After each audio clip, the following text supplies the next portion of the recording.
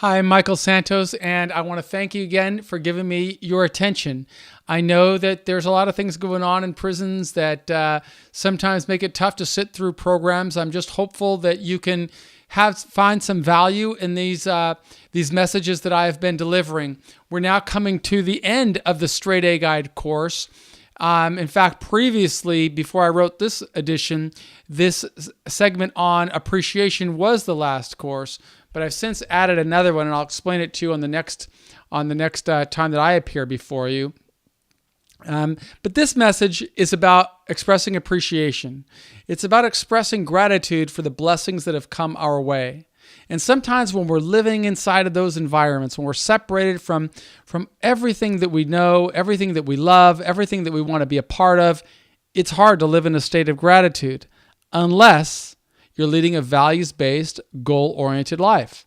It's really easy to become bitter and angry, and it's really easy to consider yourself almost as if you're a victim, trapped inside of this system.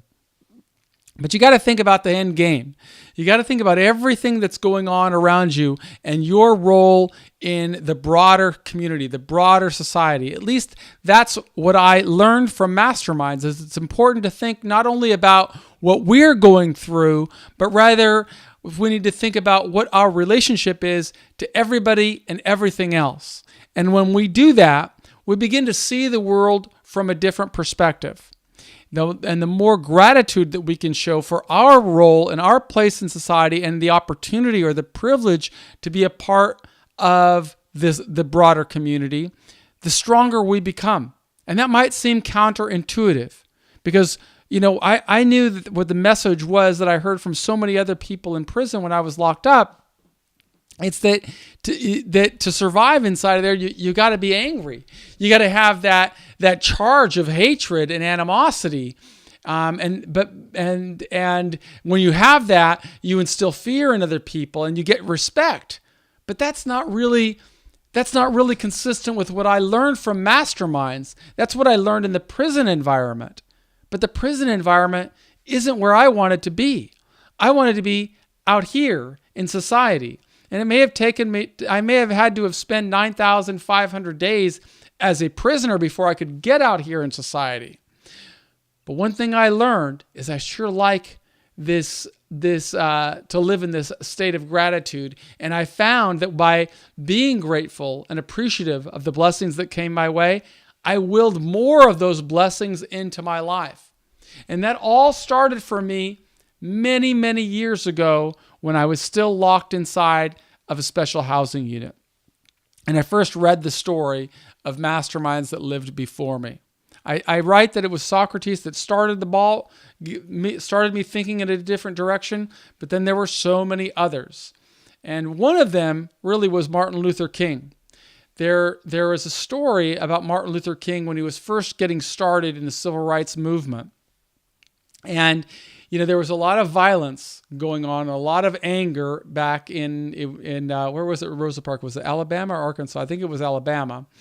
And he was kind of I don't know what you call it, recruited to be this leader from other leaders in his community. He was recruited to be the leader of this civil rights movement in his era. And while he was preaching one day at his church, he got a message, at least, and I'm going back long ago from remembering this. He got a message that some people had bombed his home and they bombed his porch. And so he rushed home, and when he got home, he saw that his family was okay, but had they been in the front of the house instead of the back of the house, he would have lost his family to that bombing. And of course, crowds started to gather because he had a lot of support, and there was a very tense time. And finally, one of the police officers came to him and asked him, please try and calm this crowd down, because otherwise we're going to have a riot. And he got up and he made a statement about the importance of loving your brother and about not engaging in violence and about be calm and be cool, and better times are ahead. And it was his rationale that really saved that community from erupting in a riot. And I remember when I first read that story, feeling as though what kind of a man does it take to be so close to struggle and difficulty of losing your family and yet still have this sense of peace and purpose and trying to be a better person? You saw that same story, for those of you who have read Man's Search for Meaning, in the story of Viktor Frankl, who was a Jewish physician, a psychiatrist, who was rounded up in the Hitler concentration camps and taken in to one of the concentration camps. And as soon as he got off the train, the Nazis killed his parents and his pregnant wife. And so he watched this, his whole life crumble right before him. And then he was taken into the camp, and he never knew whether one day or the next he was going to live or die. But he found strength by doing away with the hatred and instead embracing the reality that we can all get through anything if we learn to bring meaning into our lives. And I remember how that message influenced me as I was going through prison. And it was that message that really allowed me to stay focused on this coursework that I have since come to brand as the Straight A Guide, this values-based, goal-oriented approach to not only getting through struggle, but to preparing for a life of meaning and fulfillment and relevance and significance. And all of that can begin inside of a prison if you pursue it with this mindset. And I cannot tell you all of the people and all of the blessings that have come my way. But I can try and just sit here and speak, in a conversational tone with you and kind of try to remember it. All of the reasons, if I look back and say, how did I get from going into the prison system, facing a sentence of life without the possibility of parole, to getting to this stage right now where it's 30 years later, I've been out for 3.5 years, and I've had so many opportunities that I will reveal in the next video that I'm speaking to you. But it all really began back then in that segregated housing unit, when I started to change the way I thought. And I started to accept that I had a bad philosophy before I went to prison, and say I'm going to do better. Not when I get out of prison, but starting right now. I'm going to do better by trying to be grateful for the blessings that I do have. And what did I have? I still had my health. I still had my youth. I was still at that time, I was young. I was 20. I was just locked up. So I was only 23 years old. And I had a reason to be grateful for this new belief system that I had. That even though I was locked up, I could find a way to get through this prison system successfully.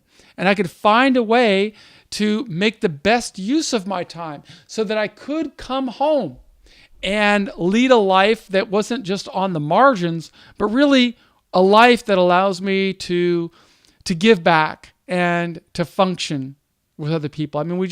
Earlier we heard from my friend, the Arthur Duncan, who was the fellow from South Central Los Angeles and Buffalo, New York, and served time in prison, but then went on to go to school and become an attorney and publish his book, The Felon Attorney. All of those, he said, I just want to give back. Well, that's a message that I've seen from successful people everywhere. They always want to give back. And so many of them have given to me that I feel a great sense of duty and responsibility to give whatever I can, as little as it may be. And it's really all that I can give is this message of empowerment, of self-empowerment that helped me through the journey. It's a message that I know people in prison can really embrace to change their life if they so choose. I can't connect with everybody. I get it. I know that my message is not going to resonate with every human being, but I'm hoping it resonates with you. And I'm hoping that you could find in your heart all of the things that you have to be grateful for. Because if you can find that, I'm confident that you're going to find more blessings coming your way. You're going to find more opportunities coming your way. But it really begins with getting rid of the prison scowl and the animosity, and instead smile and be friendly and recognize that you have a place in the world. And there are people out here who are trying and fighting hard to make things better so that you can come out sooner. But you've got to really, you've got to really feel this sense of saying, okay, I'm going to do my part too. When I started living with this I guess, I don't know what to call it, this gratitude, this belief that I have to be appreciative of the blessings that come my way, I was protected. I really mean I felt protected. After I read Socrates, and then I read Frankl, and then I read Martin Luther King, and then I read Gandhi, and then I read Malcolm X and Mandela, and all those people, they gave me this sense of, I'm going to do this because I owe it to them. And it was as if their spirit protected me through the journey. Believe it or not, I went through 26 years in prison, and I never had a single physical altercation. Not one. I never felt as though I was in danger. I felt as if I had to be prudent while I was inside. I had to make decisions to avoid, altercations and volatility. And so I made decisions in accordance with that, but I would call that more pragmatism or prudence or just being practical. I know that if I hang around people that are engaged in disruptive behavior inside of an institution, I'm going to make myself vulnerable to those problems and all the problems that come with it. But if I'm truly grateful, if I'm truly appreciative for the blessings that come my way, the messages that I receive from so many other people, I have to work every day to prove worthy of that blessing. I felt a sense of obligation, and I still do. That's why I'm here with all this equipment in my home office, spending time recording or writing or delivering instead of out there running my business. But this is part of my business. I feel like if I can give to people in prison, more blessings are going to come my way, right? If I can do this and show that I'm trying to create a pathway to success and prosperity for people in prison, I get more credibility when I go in front of a large workforce, or company, and I tell the story about mass incarceration, but I also talk about my brothers inside who are working hard to come in, and I say, I got to create programs for them. I get them to open up more job opportunities for me. I did this with one company in the San Francisco Bay Area. It's a big lumber company, and I've got a great relationship with them, and they employ hundreds of people, and they've put more than, certainly dozens, if not 100, dozens of people that I've sent there to work, if not 100. And I got to know these people quite well. And this is an organization that previously did not hire people who had a criminal background. They just said it wasn't worth the effort to do it because there were too many problems that came. He said people came back and they'd start working on the yard and they'd have this scowl on their face and they weren't friendly to our customers and they threatened our other team members. And they said it just wasn't worth the effort. And so I asked them, I said, well, if I create a program out here, a course, and I teach them through the course and I teach them the strategies that got me through prison, would you allow those guys to work with your company? And they said, yeah, I got, first one and then two. And then, now I've had a number of those people I've put to work, actually dozens. There's now a system in place where they can get to work there.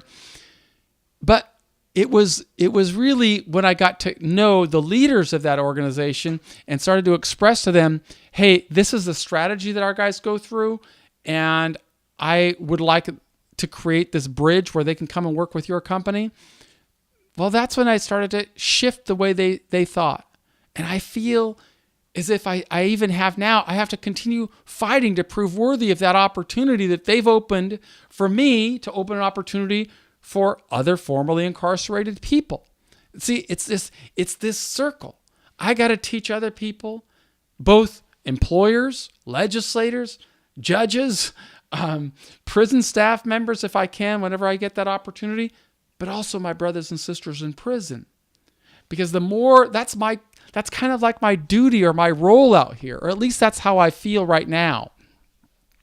If I'm too busy in 3 years or 5 years, well, at least I'll have these videos that I created, and I'll continue to disseminate to as many at-risk populations as I possibly can. Why? Because I'm incredibly grateful for the people who came into my life when I was locked in prison. Some of those people I never met, obviously. I mean, I never met Socrates. I never met Mandela. I never met Malcolm X. But that doesn't mean that I don't owe them a great sense of gratitude. That doesn't mean that I don't have a duty to prove worthy of what I learned from them, because they taught me. They taught me how to be a man. They taught me how to find strength even while I'm going through struggle. And I need to try and teach as many people as I possibly can to prove worthy of that blessing. And as I started to live that way in prison, I mean, really what happened? I mean, if you read my books, you'll know that in Earning Freedom, I had some friends in the penitentiary that looked out for me, and because they looked out for me, I didn't really go through a lot of the tests that maybe other prisoners have to go through. I was cautious. I didn't abuse that trust that they gave to me, that almost protected me from being threatened by gangs or being threatened by, volatile, predatory type people. Because I was just a kid. I went to prison as a kid. I was 20, in my early 20s, and I'd never been locked up before. But I never had a problem. And I was in the pen for, I don't even remember, 7 or 8 years before I went to a medium. But when I went to the medium, it was the same thing. But there were so many blessings that came to my way. First, I ended up finding a university that would allow me to study, even though I didn't have any money. Then I found professors that would come to visit me when I was in prison and give me like one-on-one tutorials. And then they had introduced me to their publishers, and I was able to start publishing. And then because of all of those connections, I ended up meeting people that were influential with the Bureau of Prisons, and they allowed me to get a management bureau so I could get out of the penitentiary and get to a medium. And then when I was in the medium, I was in grad school, and I persuaded Hofstra University to admit me, even though I didn't have any money, even though I had decades still to serve in prison, and I was able to earn a master's degree. And I'm incredibly grateful for that. And when I was going through those courses, I remember feeling as though, God, I've got to really watch my behavior in prison, because I can't afford to let all of these people that believe in me, I can't afford to let them down, because then they would not want to help anybody else. So, I was very observant of my environment and what I could do to make sure I didn't get in trouble while I was inside of there. Doesn't mean I didn't get in trouble, but the things that I got in trouble for, I'm proud of. I got in trouble for publishing books, right? For writing. And that was okay. I was okay with that. I didn't mind getting in trouble for writing or for publishing. I always prevailed over it. But why did I prevail? Because I had made some deposits in my trust bank, and people believed in me, and some staff members would go to bat for me. And that's really how I won. There were staff members who helped me out, I mean, it's just living in prison is filled with challenges, and it's very important for us to focus on how we're going to overcome those challenges. And I just found my experience, and I say again, I never ask anybody to do anything I didn't do or that I'm not still doing. But by living in a state of gratitude, more blessings opened for me. And one of the things that I have to do, I feel a deep sense of responsibility and duty to do, it's to overcome and trump these messages that I get outside that tell me, what we should be doing in prisons is not teaching people how to become successful, but rather letting them know that they're probably not going to be successful. They're always going to be trapped inside of the prison system. They're always going to be part of the criminal justice system. They're never going to be able to become leaders or function in society at a high level. I don't believe that. And I know that you don't believe that. And I know that if given the opportunity, many of you who are receiving this message will go on to make massive contributions to our society.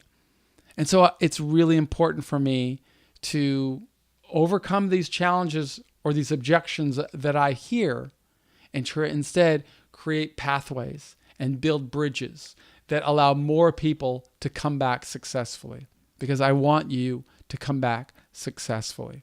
And I want to do everything that I possibly can to help you come back successfully. But all I can really do is show you, hey, this is what worked for me. The harder you work, the luckier you become. The more seeds you sow, the more fruit you're going to eat. The more lines you cast, the more fish you are going to catch. That is reality.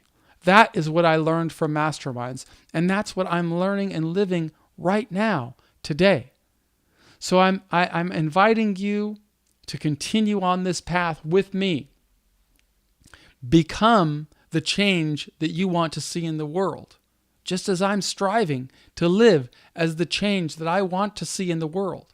I want to persuade legislative branch of the government to change the laws so that more people in prison have a mechanism to work toward earning freedom. In order to do that, I need to persuade more people in prison to prepare for successful lives upon release. And in order for them to have success upon release, I know that I've got to persuade more employers to open their doors and provide employment opportunities. And I know that I must persuade creditors to open credit markets for people who've come out of prison. You see, it's just this cycle. But that's my job. That's my duty. That's my responsibility to continue feeding this cycle. That's how I strive to be the change that I want to see in the world. And I hope that you found some value in this message. And I hope that you will help me by sowing these seeds to other people inside of your institution and wherever you go. Prepare people for success. So if you want to take the next step, I'm going to throw up a question here at the end of this video. And I hope that you will find a way to send your response to that question to either michael@michaelsantos.com or michael@prisonprofessor.com or any other email that I may develop in the future that you'll find in my books or someplace else. And although I can't respond to the thousands that I receive, I just don't have the time. I know that I have a team of college interns, and they're copying and pasting them and throwing those messages up on jobsandresourcesforfelons.com. And I hope to profile your evolution or your journey from a prison cell to a prosperous member of society. Thanks again.